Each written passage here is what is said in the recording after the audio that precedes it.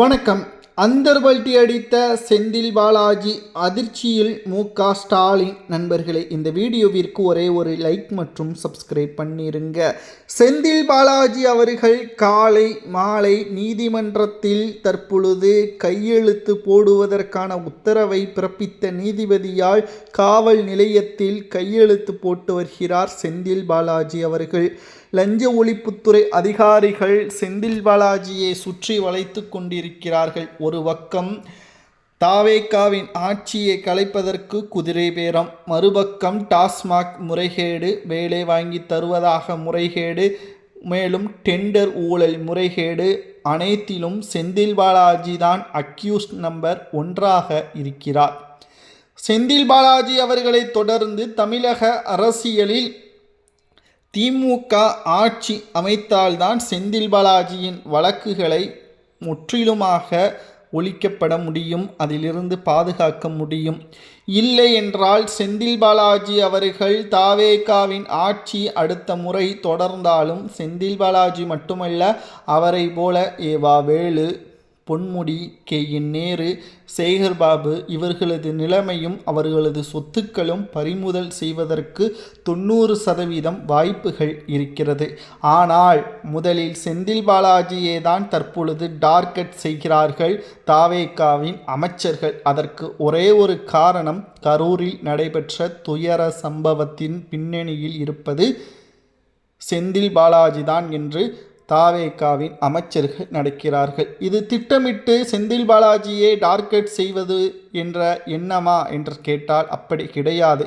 தவறு செய்ததன் காரணமாகத்தான் செந்தில் பாலாஜியை தற்பொழுது கைது செய்வதற்கும் அவர்களது ஒட்டுமொத்தமான சொத்துக்களை பறிமுதல் செய்வதற்கும் ஏற்கனவே கரூரில் பிரம்மாண்டமான ஒரு பங்களா ஒன்றையும் கட்டி வந்தார். அந்த பங்களா திமுகவின் ஆட்சியிலேயே நிறுத்தப்பட்டு, கட்டுமான பணிகள் நிறுத்தப்பட்டு அமலாக்கத்துறையின் கைவசம் வந்துவிட்டது. அந்த பங்களாவின் மதிப்பு மட்டும் 250 கோடி. இந்த 250 கோடி என்பது மார்க்கெட் பிரைஸ், அதாவது பத்திரப்பதிவின் போது. ஆனால் உண்மையான அதன் மதிப்பு சுமார் 600 கோடிக்கு மேல் என்று கூறப்படுகிறது. இந்த பங்களா மற்றும் செந்தில் பாலாஜி அவரது தம்பி அசோக்குமார் நடத்தக்கூடிய நிறுவனங்கள் ஒட்டுமொத்தமாக லஞ்ச ஒழிப்புத்துறை அதிகாரிகளால் பறிமுதல் செய்யப்படுவதாக தகவல்கள் வெளியாகியுள்ளது.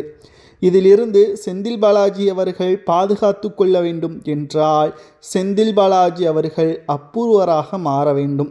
அவர் வாக்குமூலம் கொடுக்க வேண்டும்.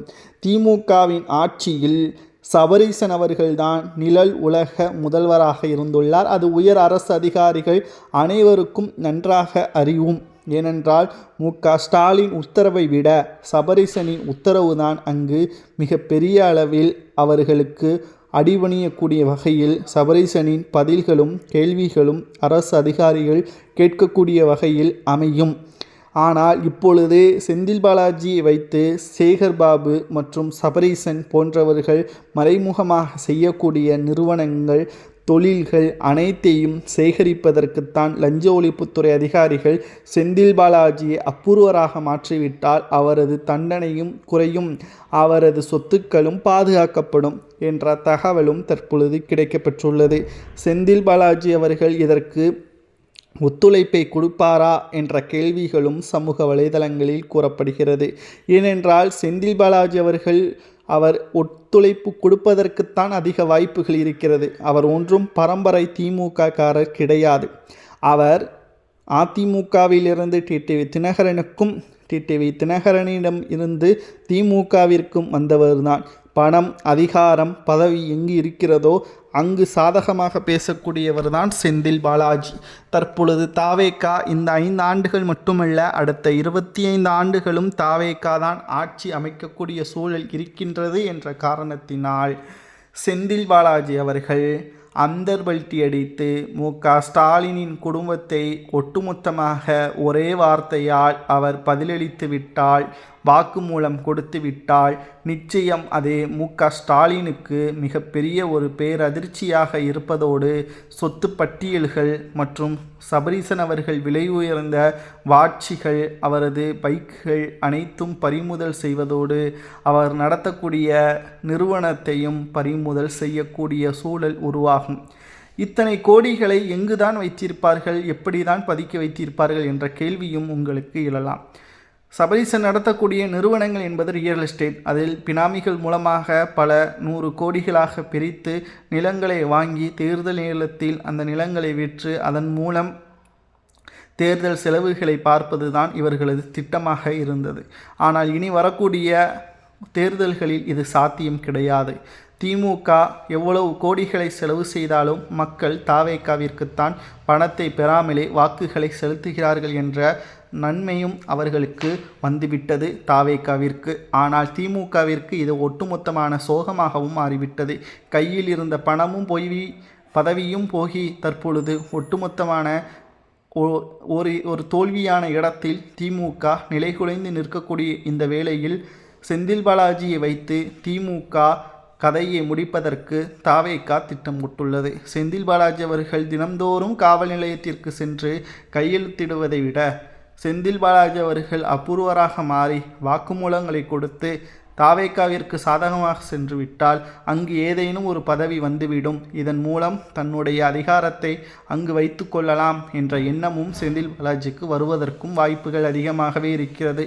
செந்தில் பாலாஜி அவர்கள் திமுகவிற்கு எதிராக எந்த ஒரு முடிவுகளை எடுத்தாலும் முதலில் பாதிக்கப்படுவது மு.க.ஸ்டாலின் தான். ஏனென்றால் செந்தில் பாலாஜி தான் மு.க.ஸ்டாலினின் வலது கையாகவே இருந்தார். 15 மாதங்கள் புழல் சிறையில் செந்தில் பாலாஜி அவர்கள் அடைக்கப்பட்ட போது கூட மு.க.ஸ்டாலின் பற்றியோ உதயநிதி பற்றியோ வாய் திறக்காமல் இருந்தார். அதற்கு காரணம் திமுக ஆளும் கட்சியாக இருந்ததற்குத்தான். தற்பொழுது திமுக எதிர்க்கட்சி, எதிர்வரக்கூடிய தேர்தலில் திமுக எதிர்க்கட்சி அந்தஸ்தை கூட இழக்க நேரிடலாம் என்ற காரணத்தினால் திராவிட முன்னேற்ற கழகத்தின் ஒட்டுமொத்தமான வெற்றி வாய்ப்பும் இல்லாமல் போகிவிடும். மக்களும் திமுகவை மறந்து விடுவார்கள்.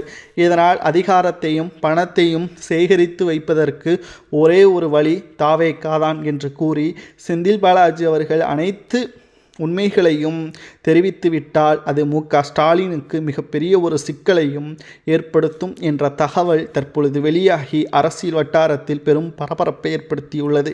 நீங்கள் கூட நன்றாக கவனித்து பாருங்கள். சட்டப்பேரவையில் திமுகவின் எம்எல்ஏக்கள் ஆளுமையாக தாவேகாவை விமர்சனம் செய்திருக்க மாட்டார்கள். ஏனென்றால் வளைந்து குலைந்து செந்தில் பாலாஜி அவர்களைப் போல தாவேகாவிற்கு ஆதரவுகளை கொடுப்பதற்கு திமுகவின் எம்எல்ஏக்கள் தயாராகிவிட்டார்கள். அதாவது மறைமுகமான ஆதரவு என்று உங்களுக்கு வெளிப்படையாக கூறலாம். பாமக தேமுதிக எம்எல்ஏ கேட்கக்கூடிய கேள்விகளை கூட திமுகவின் எம்எல்ஏக்கள் கேட்க தவறிவிட்டனர். இதனால் நிச்சயம் திமுகவிற்கு மிகப்பெரிய ஒரு தோல்வி காத்து கொண்டிருக்கிறது. இதை பற்றி உங்கள் கருத்துக்களை கூறுங்கள்.